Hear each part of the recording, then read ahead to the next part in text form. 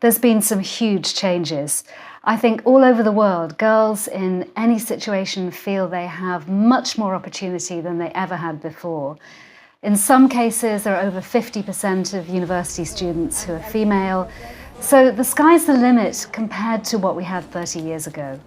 But even so, although we know that the pay gap is very small when people start their jobs, as they go up the career pipeline, things start to change.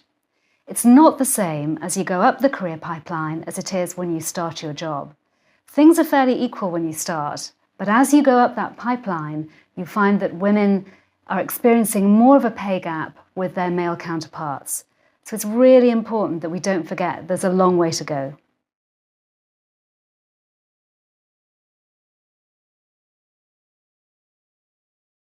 "30 years ago, it might have been usual for a careers officer in a school to suggest that a girl became a nurse and a man became a doctor. Now that's not the case. Now opportunity is open to everybody. But as you go up the career ladder, things do start to change. The pay gap starts to widen, particularly as women have children and have to consider coming back to the workplace and often want, as many men want, flexible working. So although we've come a long way, there are still some huge challenges. I think it's easier to think about the challenges that everybody faces and then understand what it is within the context of women's employment that makes it difficult for them to get what they want. I think men and women both want a flexible workplace where they can take time off with their children, where they can think about different stages in their career.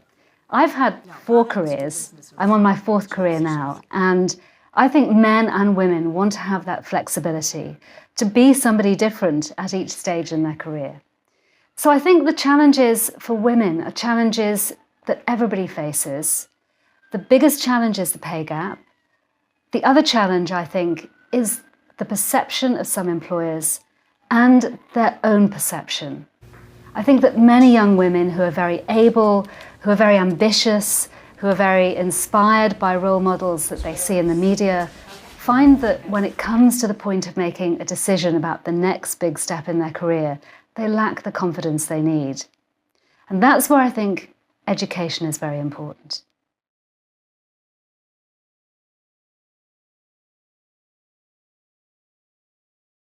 I think there are different challenges in different parts of the world. So in some parts of the world, even managing to get to high school for some young girls is a difficulty.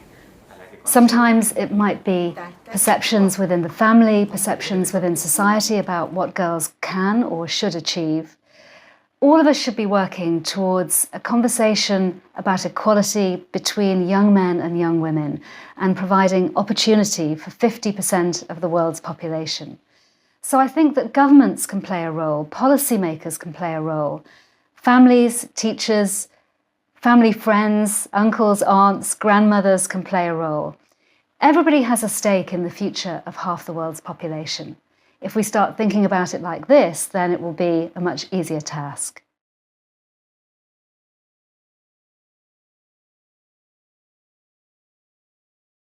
I think the biggest challenge that many women face when they come to move up the career pipeline is a challenge of perception.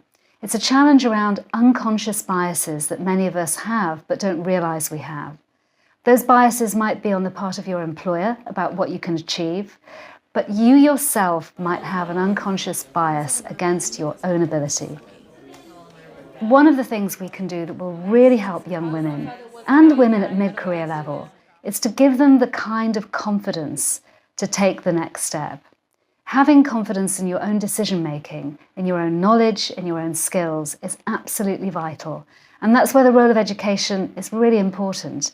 If we can give people the tools to feel that they understand the subjects they're dealing with, that they really know enough to have the confidence to go forward, then we will have put them on the right path. So confidence, understanding unconscious bias, and education. I keep coming back to this subject of education. If you can educate yourself, there's an old story in many cultures, there's an old saying, if you educate a man, you educate one person. If you educate a woman, you educate the family.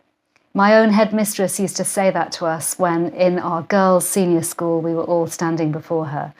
And I think that's still true. I think we should remember that right across the world, women really do hold the key to knowledge and understanding for their children. So they should grasp it for themselves. That's really important.